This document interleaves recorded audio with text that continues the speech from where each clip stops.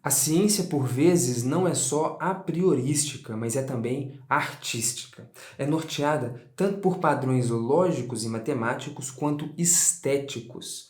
Com isso, busca-se aproximar o fazer científico do fazer artístico, desmistificando o mito do cientista enquanto descobridor de uma ordem natural ontológica do mundo e pintando como talvez ele mais se parece ser, aquele que pinta, tanto quanto aquele que descobre.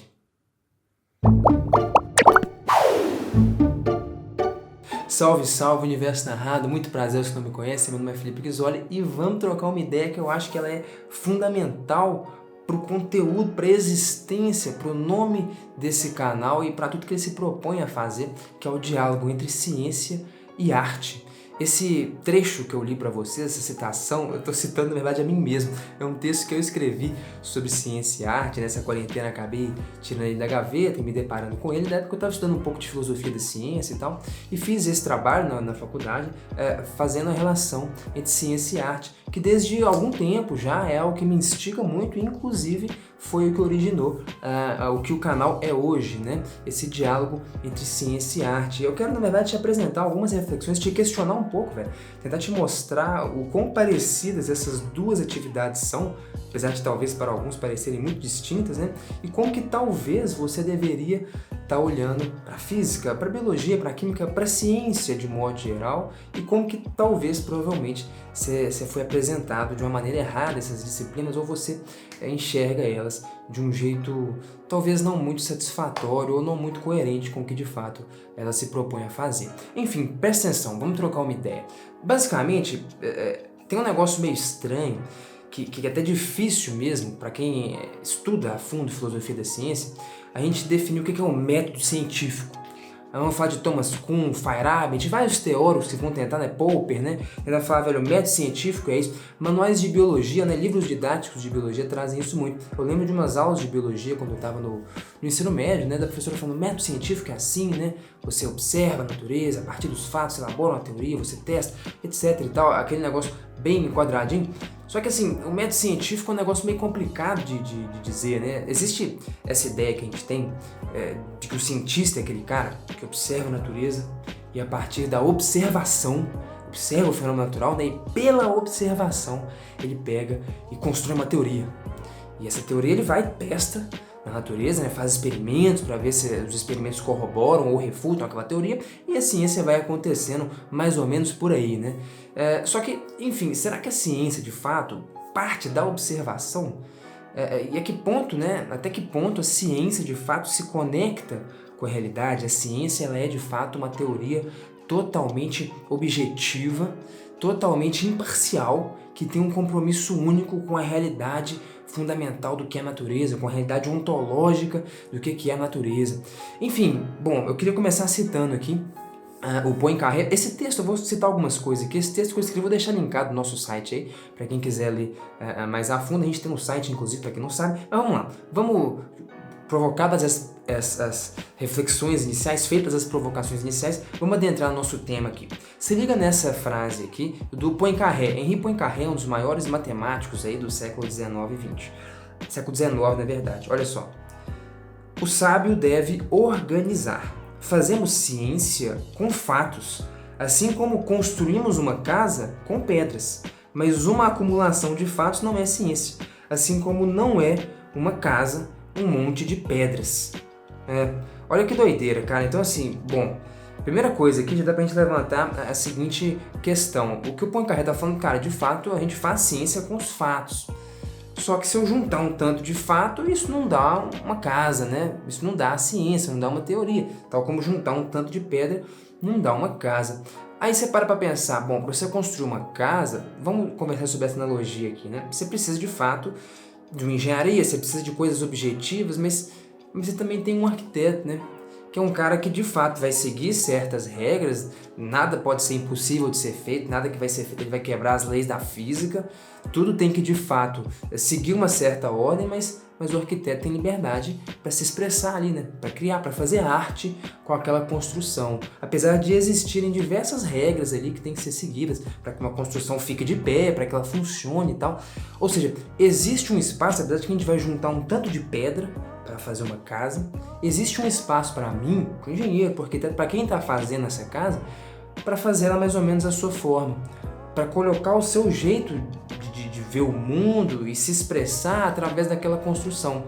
Apesar de que de um jeito ou de outro a gente vai estar fazendo uma casa, mas a forma de juntar as pedras é específica de cada um. Faz sentido isso? Então dá pra gente perceber uma certa subjetividade que existe assim, no fazer científico, porque realmente, cara, tem um negócio que escapa, que eu fico tentando entender sempre, assim, que é, velho, o método científico é o quê? Que negócio mais maluco, assim, o Einstein. Como é que o Einstein teve a ideia genial, que segundo ele é a ideia mais bonita que eu tive na minha vida? De onde que veio isso, assim? Ele seguiu o método, ele não seguiu método nenhum, velho. Tava um dia num elevador e ele percebeu assim, velho, se esse elevador começasse a cair, eu não ia sentir o meu próprio peso. Nossa, que irmão. Até arrepiei aqui, velho. Se liga só, se liga só. O que é isso, velho? Segundo Einstein, né? A ideia mais linda que eu já tive na minha vida. Veio da onde isso? Assim, seguiu um método do livro de biologia lá? Claro que não, velho. Assim, ele tava lá, de repente, tum. Antes ele não entendia a coisa, agora ele entendia a coisa. E ele fez a teoria da relatividade, isso é o que a gente chama de princípio da equivalência, né? A base da teoria da relatividade geral, que é a teoria que descreve a gravitação como deformação do espaço-tempo e tal, é a base de tudo isso. E o cara teve essa ideia um dia dentro de um elevador. E como é que ele fez essa teoria?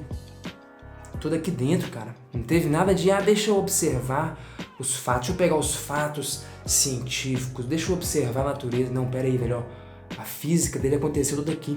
O Galileu já fez isso, um cara totalmente a priorístico, que fazia a física, fazia a ciência antes de olhar para a natureza. Existe essa ideia, né, da gente pegar e vamos olhar para a natureza, pegar os fatos. O Galileu já não fazia isso não, velho. O Galileu fez a física toda aqui, ó, depois que ele foi fazer os experimentos e ver se de fato aquela coisa bonita, elegante, artística, poética que ele elaborou na cabeça dele tinha coerência com a natureza. Tá duvidando? Presta atenção, no livro do Galileu, Diálogos sobre Duas Novas Ciências, um livro incrível que deve ser lido por qualquer um aí que queira, enfim, entender alguma coisa de ciência, né? No diálogo, né? O livro chama de Diálogo sobre Duas Novas Ciências, naturalmente é um diálogo, né, entre dois indivíduos lá, o Sagredo e o Salviati. E tem o Simplício, que é o cara que faz o intermédio, ou o Simplício que dialoga. Enfim, existe o Salviati, que é o cara que defende o pensamento do Galileu, e o outro, que é o Sagredo ou Simplício, agora não me lembro, que é o cara que defende o pensamento aristotélico. E o terceiro indivíduo é o que faz o intermédio entre o diálogo. Enfim, tem uma parte muito interessante que o Galileu defendendo um problema clássico lá, né, que é o seguinte, velho, eu tô num navio, beleza? Se eu soltar uma bola de cima do mastro, essa bola vai cair no pé do mastro, beleza? Se o navio estiver em movimento, a teoria aristotélica, a nossa intuição mesmo, ela nos fala que quando a gente solta essa bola vai cair para trás do mastro, uma vez que o navio se move. O Galileu, na verdade, está querendo construir a ideia de que, de fato, essa bola vai cair no pé do mastro, quer o navio esteja parado ou quer o navio esteja em movimento. Enfim, aí o Salviati está defendendo as ideias galileicas lá, está argumentando, etc e tal, e de repente ele é indagado pelo adversário aristotélico lá, se ele fez a experiência. O camarada lá que defende a ideia aristotélica no diálogo fala assim, tá bom, cara, a sua ideia é bonita, interessante, os argumentos são convincentes, mas aqui, você fez essa experiência, é isso que me interessa. Porque não interessa nada essa filosofia maluca que você está me falando, todos os argumentos e tal, a gente tem que fazer a experiência e ver se de fato a bola cai no pé do mastro, ou se ela cai antes, ou se ela cai depois. Sabe o que o Salviati fala, velho? Ele fala assim, não fiz e não preciso fazê-la. Palavras do Galileu. Não fiz e não preciso fazê-la. E posso afirmar, sem qualquer experiência, que é assim. Por quê? Porque não pode ser de outra forma. Que isso, cara? O Galileu, velho, não fiz a experiência não. Olha essa ideia toda aí da ciência, como o cientista, aquele cara que chega, observa a natureza. que observa, véio, que fatos. Não é isso, tá, a ciência é feita de fatos, assim como uma casa é feita de pedras. O Galileu nem olhou pra isso, velho, eu não fiz essa experiência e nem preciso fazer isso. Eu já entendi a natureza aqui na minha mente, cara. Eu saquei como é que funcionam as coisas. Aquela frase maluca do Galileu, né? O universo foi escrito em linguagem matemática. Eu conectei as coisas aqui, irmão. Te coloquei os argumentos, não preciso fazer experiência. Eu posso afirmar que é assim, por quê? Porque não tem como ser de outra forma. Eu compreendi a natureza. Aquele negócio maluco do Galileu, né, velho? Compreendendo a realidade, né? Compreendendo a linguagem de Deus através da matemática e tal. É mais ou menos por aqui essa onda. Mas enfim, já tem uma brecha interessante aí, que é de uma ciência feita totalmente aqui dentro, né? Como é que método científico maluco é esse, velho? O método científico não era pegar os fatos, observar, criar uma teoria, o Galileu fez tudo na cabeça dele, velho. Depois foi simplesmente confrontar isso com a experiência. E mesmo quando questionado, ele fala, não, pode fazer experiência, vai ter que dar isso. Por quê? Porque é assim. Com o Einstein tinha isso também, né? Tem um relato que pergunta, né? O Einstein construiu a teoria da relatividade dele, que é um trem muito maluco de um espaço-tempo quadridimensional, totalmente abstrato, dificílimo de compreender. E todo mundo fala, velho, que teoria maluca, altamente complexa do ponto de vista matemático, muita gente tinha dificuldade de entender.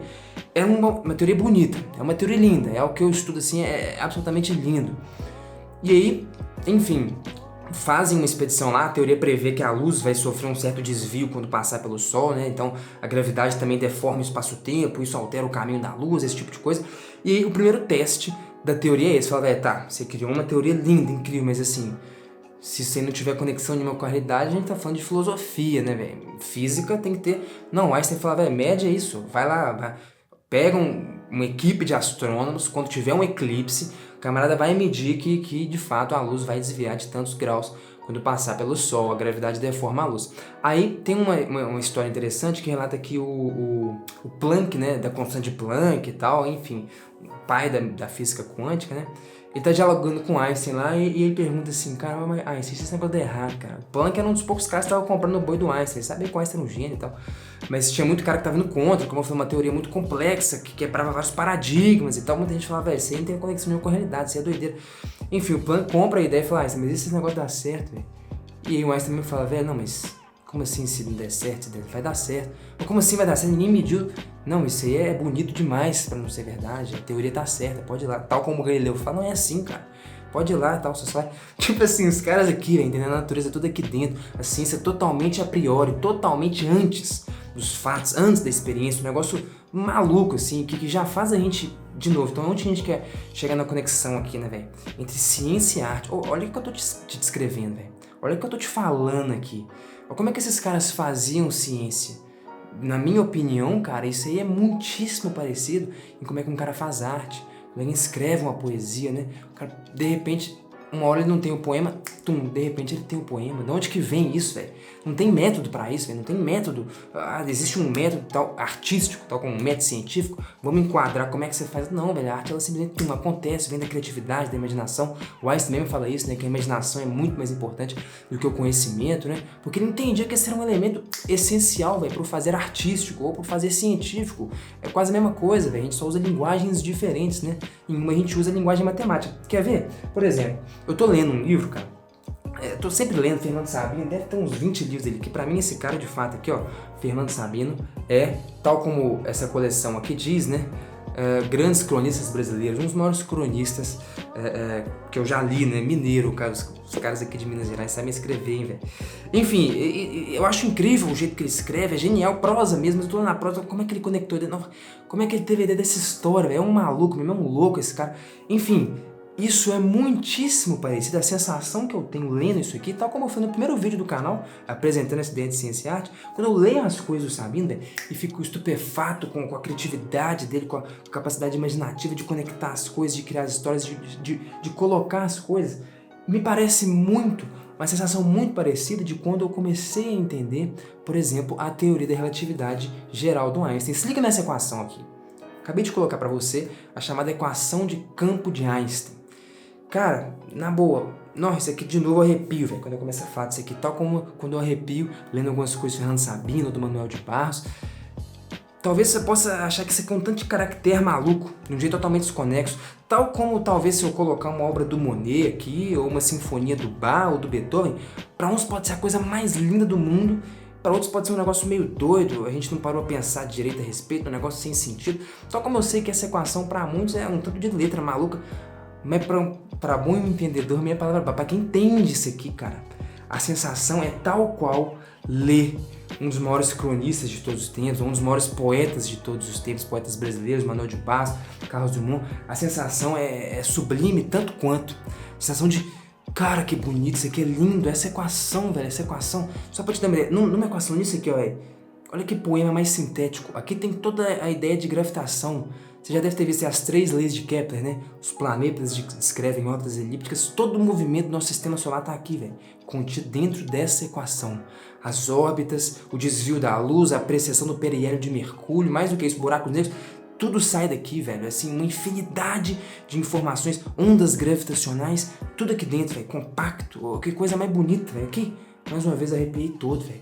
Quando você começa a quando você compreende isso aqui, velho, você vê que o Einstein estava fazendo era arte, velho. Só que uma arte totalmente conectada com a natureza. A diferença é que essa arte, ela usa uma linguagem muito mais complicada, que pouquíssima gente entende, ainda mais no Brasil, que é a linguagem matemática.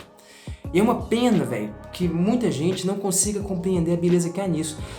Tal como eu sei que tem muita gente que não consegue compreender a beleza que existe na Sinfonia do Beethoven, eu mesmo não sei, não consigo compreender, eu sou um cara extremamente medíocre em termos de música, assim, eu sou muito leigo, muito ignorante, não consigo compreender e sacar muita coisa, mas eu sei que também muita gente está privada de compreender a beleza que existe nessa arte aqui que se chama física, cara, justamente porque foi privado de sacar o que está escrito aqui por não compreender a linguagem matemática. Se liga só, inclusive lembrei agora, um dos livros mais legais que eu já li, já recomendei aqui no canal, O Romance das Equações Algébricas. Deixa eu caçar ele aqui.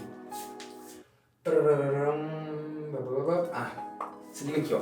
No prefácio desse livro, velho, O Romance das Equações Algébricas. É um livro incrível de matemática e tal, mas o prefácio, eu sempre lembro dele, prefácio não, desculpa, a dedicatória, ele fala assim: esse livro é dedicado a todas as pessoas que por falta de oportunidade ou por traumas pedagógicos foram privadas dos incontáveis prazeres que a matemática pode proporcionar, cara. Eu acho que é isso, assim, são incontáveis os prazeres e dá pra você escrever poemas muito bonitos com elas, com a linguagem matemática, tal como o Einstein escreveu. Então, assim, o que eu tô querendo te mostrar aqui, velho, é como é que o negócio do fazer científico, né, o papel do cientista é um papel muito doido mesmo. Ele se assemelha muito com o papel do artista, porque existe um elemento ali que é difícil de dar um nome, que é do cara pegar, conectar umas coisas e construir uma coisa, às vezes sem nem ter olhado pra natureza. Tudo aqui na mente dele é uma teoria muito doida, muito bonita, tal como quando um cara tá criando um romance ou fazendo uma pintura, aí o cara se deslumbrando ali, só que ele tá montando uma equação, né? Depois ele vai ter que olhar para a natureza e ver se aquela ideia louca dele tem alguma conexão com a realidade. Se não tiver, pode ser bonito do mesmo jeito, só não tem conexão com a realidade, não é mais física, não é mais ciência, é, sei lá, arte, filosofia, dá um outro nome para a coisa. Para ser física tem que ter conexão com a realidade, mas isso não tira o caráter artístico da coisa. A parte que vem do cientista, que tem a ver com a imaginação, com a criatividade, então enfim, sei lá, cara, isso é um negócio que não tá muito bem amarrado pra mim, acho que pra ninguém, né? O que é de fato fazer científico? Eu só te jogando um tanto de ideia maluca pra você ir pensando, te bombardeando com algumas informações, pra você refletir um pouco e principalmente, cara, pra você sacar o que é ciência, assim. Próxima vez que você falar, pô, física é chato, esse tanto de forma, não, que forma, que você deu tudo errado, cara, eu sou fã de arte, que chato, que... Entendeu? Tal como quando um cara, talvez, olhar pra uma pintura muito bonita, pra um poema muito lindo, talvez, estranho, é chato, tal... É porque ele não entendeu, não tem a ver com a meta, não tem a ver com a beleza, é a poesia, é o belo, é o sublime, é isso que é a parada, não é a métrica, não é... Eu, por exemplo, achei durante muito tempo poesia muito chato, porque nas aulas de literatura, né, a gente estava muito preocupado com a métrica. Antes de eu poder contemplar a beleza da coisa, a parte sublime do poema, da literatura, a gente estava estudando de uma forma totalmente enrijecida aqui, a métrica, as sílabas, isso e aquilo, renodia maior, menor, e aí você coloca um tanto de elemento totalmente técnico e faz uma pessoa estudar aquilo sem ela ter entendido primeiro a beleza daquilo, né? Isso acontece, eu acho, muito na física, né? Na matemática, na escola, te enfia um tanto de fórmulas para você decorar sem você ter sequer tido a possibilidade, né, de compreender a beleza que há por trás daquilo e tal. Isso aconteceu comigo na literatura. Hoje eu adoro literatura, eu gosto muito de ler poesia, prosa e tal. Enfim, mas porque eu pude, depois de todo esse estudo, compreender a beleza da coisa. Eu falei, nossa, agora poxa, eu entendi, velho. Isso aqui é porque é sublime, não é porque tem toda aquela técnica, não. Aí a ciência é a mesma coisa, saca? Então, toma esse cuidado aí, quando você for estudar, tenta desconstruir essa ideia, reflete um pouco sobre essas ideias que eu coloquei, para de olhar um pouco a física como esse negócio, esse tanto de forma e tal, não. Se você foi privado de compreender, primeiramente, a beleza da coisa, tenta enxergar isso. É a parte bonita, falando, nossa, cara, o que esse cara fez? Uma equação, cara, não, o Galileu, o que ele fez? Na cabeça dele, o cara compreendeu toda a ideia de como é que a natureza funciona, o movimento das coisas, desconstruiu toda a ideia de Aristóteles, tudo aqui, velho, que bonito. Então, enfim, toma cuidado, cara. O primeiro passo é enxergar o belo, porque eu acho que anteriormente, né, antes do passo científico, eu acredito mesmo que nesses caras, estou citando como exemplo o Einstein, o Galileu, existe esse ímpeto artístico, filosófico, principalmente, de compreender a coisa. Isso se dá para um processo meio doido, que não sei se tem nome, que eu não entendo direito, que ele é misturado com um processo científico, uma metodologia científica, com um procedimento totalmente criativo, de imaginação, artístico, e pum, isso aí é a ciência. Então, velho, esquece essa ideia de forma, de física, tenta compreender a beleza do negócio, velho. Se você foi privado disso, não faz sentido nenhum, as formas decoradas não tem a ver com forma. Nós estamos falando de arte, velho. Isso aqui que eu tô te mostrando não é uma equação, velho. Você pode entender como equação. Pro Einstein, eu acredito que era tipo um poema mesmo, assim, velho. É uma síntese bonita da natureza, um negócio que é isso, velho. Dança entre ciência e arte, um negócio que é da ordem do belo mesmo, assim. Enfim, o canal aqui tem a ver com isso, né? O primeiro vídeo que eu coloquei, vou deixar aí pra vocês assistirem. Ele traduz bem, em poucos minutos, a ideia do que eu penso do universo narrado, mas a ideia aqui é misturar mesmo essas duas coisas, né? Trazer narrativas, seja usando matemática, seja usando literatura, enfim, que busquem explorar a beleza que existe no universo, porque no fundo acho que a ciência ela tenta fazer isso, né? O poeta faz isso de um jeito e o cientista de outro. As finalidades são distintas, mas eu acho que o espírito é mais ou menos o mesmo. Enfim, fica a reflexão aí. Me conta o que vocês acharam desse vídeo. Muitíssimo obrigado pela atenção. Não deixa de se inscrever aí no canal, ativar as notificações. E é isso aí. Muito obrigado, valeu, até a próxima.